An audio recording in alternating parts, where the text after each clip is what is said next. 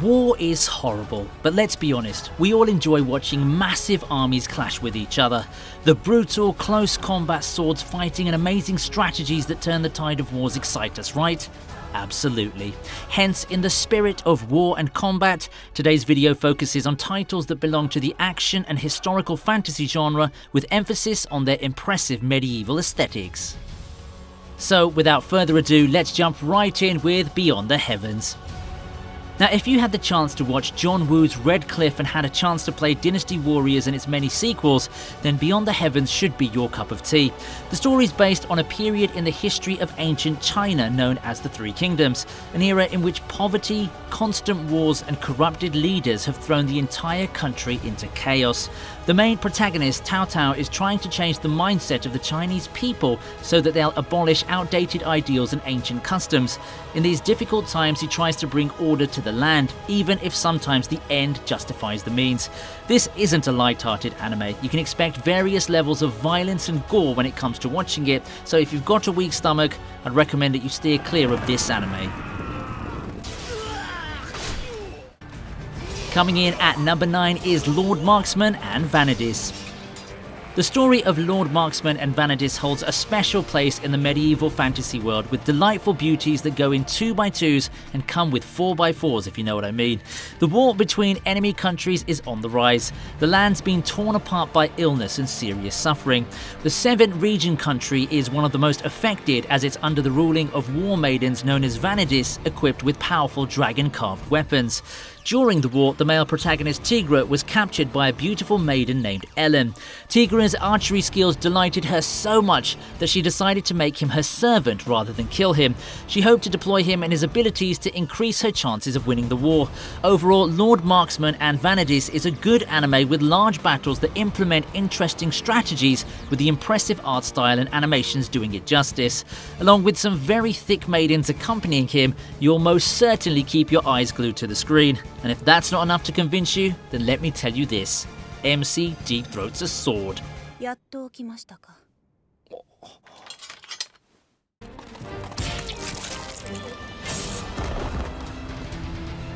Next on our list is the heroic legend of Arslan. One of my favourites is the heroic legend of Arslan. In the year 320, the powerful, unbeatable Kingdom of Pars is at war with the neighbouring empire Lusitania. With power seemingly not enough to win, trickery and betrayal come into play to ensure victory, thus leading to the shameful defeat of King Andragoras III. The troops from the neighbouring Lusitania, led by a mysterious warrior in a silver mask, dominate Parsland. The 14-year-old Arslan, the heir to the throne, barely escaped from his pursuers with the help of his faithful knight. Now he must fight for his life and his kingdom. Arslan begins a journey that will prepare him for the day that he'll become king, but the path to the throne is truly long and challenging.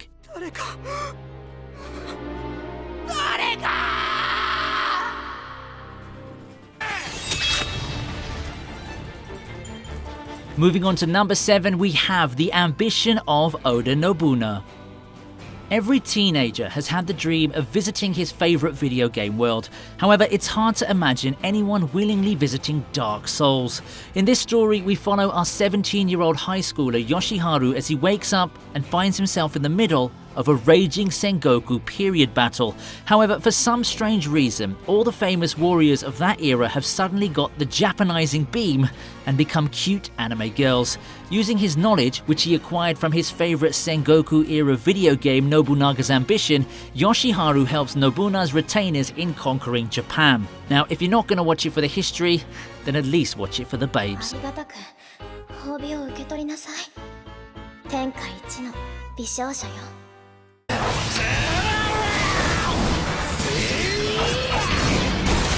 Also one of my favourites, Sengoku Basara Samurai Kings, comes in at number 6. From massive battles to powerful warlords that can destroy entire armies with a single blow, This story highlights a tale of good versus evil. And you may be thinking, well, isn't that cliche? Well, it doesn't seem to be the case for this anime. At first, we're presented with many different characters who fought in politics and arms with the hopes of unifying the country under a central government. But eventually, they put their differences aside to fight a common enemy, the demon king of the Six Heavens, Oda Nobunaga, to save feudal Japan from his tyrannical reign. The story is by far the weakest point of the series. However, watching a warrior wielding 6 swords with his 2 hands can be quite entertaining, almost like watching Zoro from One Piece working his craft.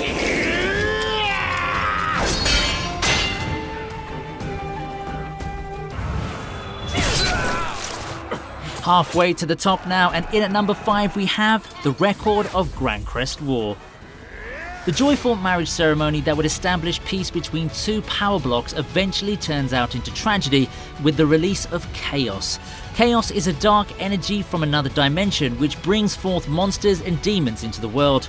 Only the lords with the power of crests can stop Chaos, but they allowed greed and pride to defeat their common purpose, and instead of fighting a collective battle to stop Chaos, the lords fight each other for the power of crests.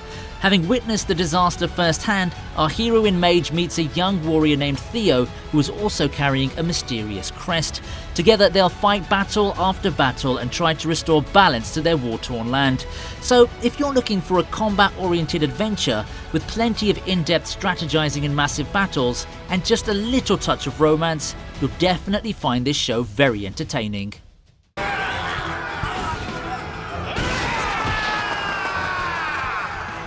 At number 4 is Utawara Muno.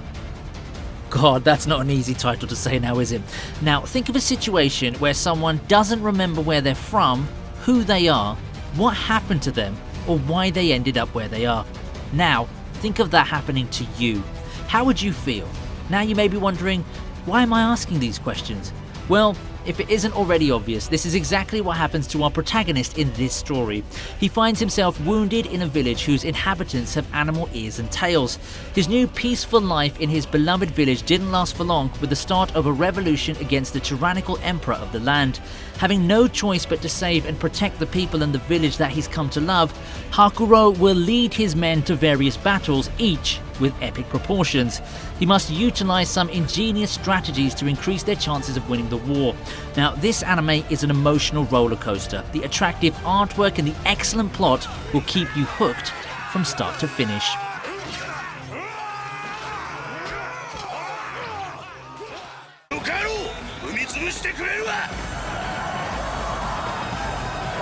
The amazing Berserk comes in at number 3. Okay, so just by the name Guts, you can tell who this absolute unit is. You know him, your mother knows him, your grandpa knows him, heck, even your dog might know who this absolute man is. This man has gone through hardships, betrayals, and even death itself. But for those who are new to anime and don't know and getting pissed off from me being so vague here, here's the general overview. This anime takes place in a high fantasy medieval world full of evil that overflows with cardinal human desires of greed and avarice as the world is riddled with monsters. The series begins when Guts joins a formidable troop of mercenaries, the Band of the Hawk, led by Griffith. Griffith, the leader of the troop, is an extremely ambitious man with tremendous talents, bravery and intelligence. His dream is to rule the kingdom, and as such he was prepared to make it a reality, even if it means sacrificing anything and everything. During their escapades, our main man Guts proves to be a mighty addition to Griffith's force. Together they'll fight and win many battles, and just when you think the world starts looking better for Guts, the world ends up crumbling around him as the series spirals further into a far darker realm of fantasy horror that could force some people to stop watching altogether. And by the way, make sure you watch the older version if you're new to anime, because there's a new 3D version, and basically don't bother with that.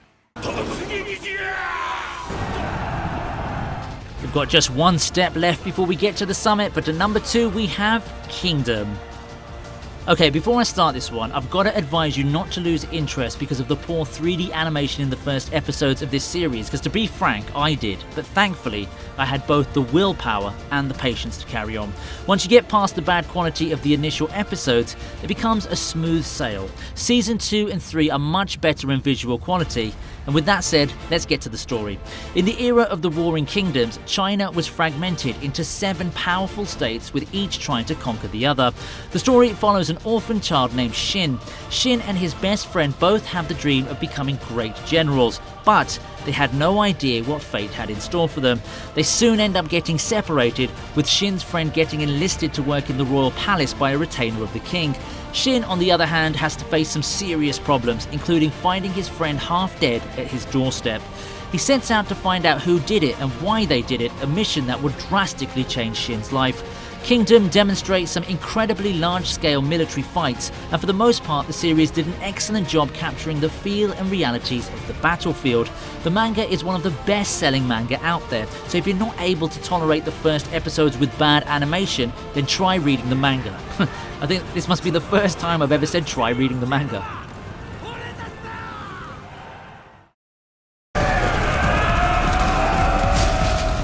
No. Ring the bell and sound the alarm, for our number 1 entry today is the Vinland Saga. At the start of the 11th century, Europe suffers from the incessant raids of the Viking tribes, the war between England and the Danes getting worse with each passing year. After witnessing the murder of his father, Thorfinn sets out to take revenge on the killer. However, his chances are quite slim, considering his young age. So he makes a long-term plan by joining the army of his enemy.